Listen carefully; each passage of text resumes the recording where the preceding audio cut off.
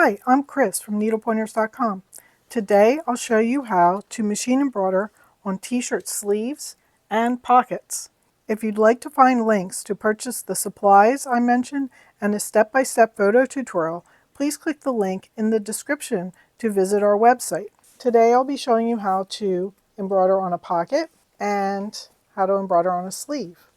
This is a t-shirt I've also done. And for this one, I embroidered these cute bee designs on the top of each of the sleeves.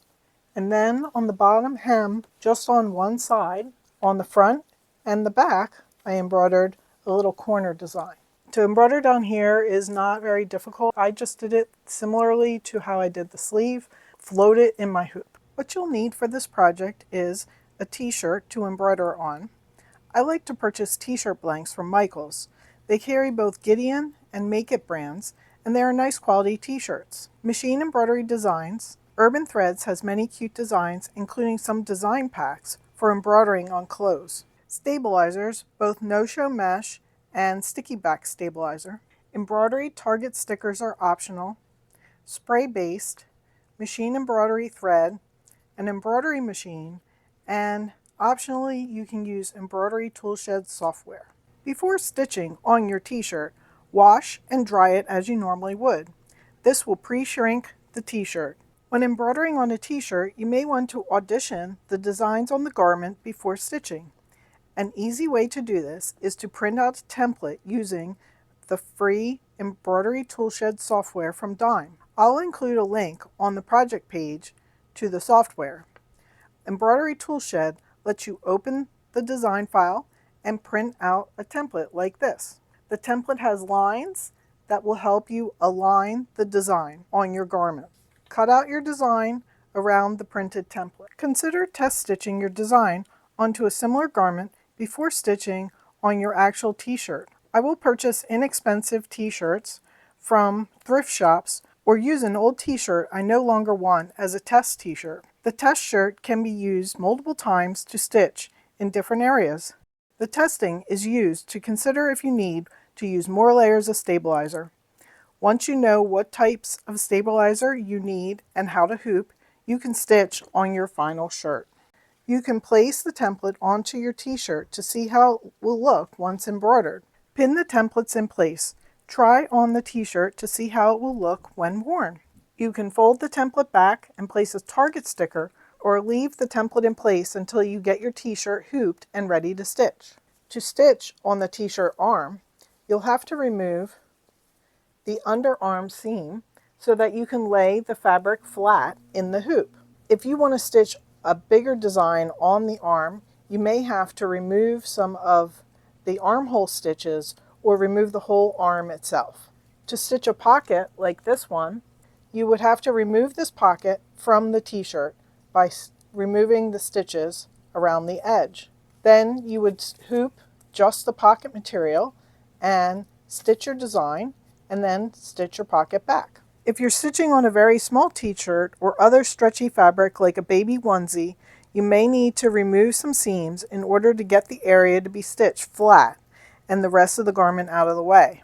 Since t-shirts are stretchy, it's easier to float them over the hoop when embroidering.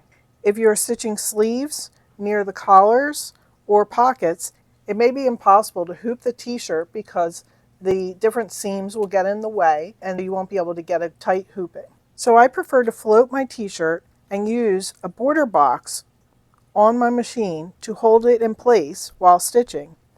If you can't add a border basting box around your design, you may want to try hooping. Since the t-shirt's stretchy, I apply a sticky back stabilizer to the area that I'm going to embroider. This will help keep the t-shirt from stretching while you're stitching it. If you're going to hoop the t-shirt in the hoop, then make sure your sticky back stabilizer extends all the way so it's hooped in the hoop also. That way it will keep this t-shirt from stretching as you're hooping it. I like to use no-show mesh stabilizer for embroidering on t-shirts. This is a softer fabric stabilizer. You can also use your favorite cutaway stabilizer. Use 2 layers of the no-show mesh stabilizer. If you're stitching a very dense design, You may even want to hoop or float underneath an additional layer of stabilizer. So here's my pocket, and I have the sticky back stabilizer on the back, and then I'll be floating it in the hoop here like that. I have the design I'd like to stitch on the pocket loaded into my machine, and I will add a border basting box around. It's this little flower with a basting stitch around it. Place your hoop in the machine and then place your item on top. Next, we want to get the design lined up the way you want it stitched on your garment. Use the target sticker or the lines to get this set in the right orientation.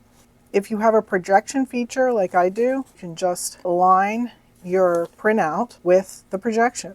Next, you're going to stitch the border basting box. You can carefully remove the template, making sure not to move your garment in the hoop. Load your machine with a white thread. It's going to be a long basting stitch. This will hold my pocket in place so that it won't shift while I'm stitching. So next we're going to stitch all the design steps.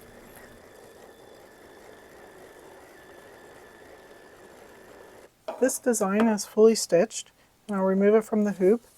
So I have my sleeve ready to be stitched. I opened it up and I have my design pinned in place, and I have the sticky back stabilizer across the area that will be stitched. To help hold it in place while I am trying to get it lined up in the hoop, I'm going to use some spray adhesive and spray that on the back. So I'm at my machine now. You might have noticed that I've turned my t-shirt inside out, and that's so that I can get this area laying flat across the hoop and be able to move the areas I don't want to stitch out of the way. So now in order to align it in the hoop, I want to turn on my projection feature, and then I'll see my design here. Now the design right now, when it loaded up, it is oriented this direction, and my problem is if I have it this direction, this whole area of the t-shirt will hang off the front of my machine and it might pull it and knock it out of place. So what I want to do is turn my design by 90 degrees. So now it's this way, and so I can have my t-shirt sitting here so it won't get in the way. I have the spray adhesive on the back, and I can pick it up and move it and align these stars with the design, and then it's going to be held in place. So I'm going to smooth it out. Then I can remove my template, and then I can start stitching the basting box. This design only has one color to stitch, and I'm using Kingstar metallic thread. This is the one kind of metallic thread I like to use because it doesn't break and it stitches out really nicely. I recommend that you monitor the stitching to ensure any fabric of your t-shirt doesn't get underneath while you're stitching. Okay, so I finished the stitching on the arm. First, I removed the basting stitches with my seam ripper, and then I used my scissor to cut the 2 layers of the mesh stabilizer close to the stitching, and I pulled out and removed most of the sticky back stabilizer. You can see I did the same on this one. If the stitching is too rough when you're wearing it, you can add iron-on sulky tender touch around the whole area, and that will help to keep the threads from scratching you. Restitch the underarm seam or pocket. If you are stitching a seam, I recommend straight stitching on the original seam line and then zigzag or overlock stitch over the raw seam edges to finish them and keep them from fraying. If you have a serger, sew and overlock the seam with matching thread.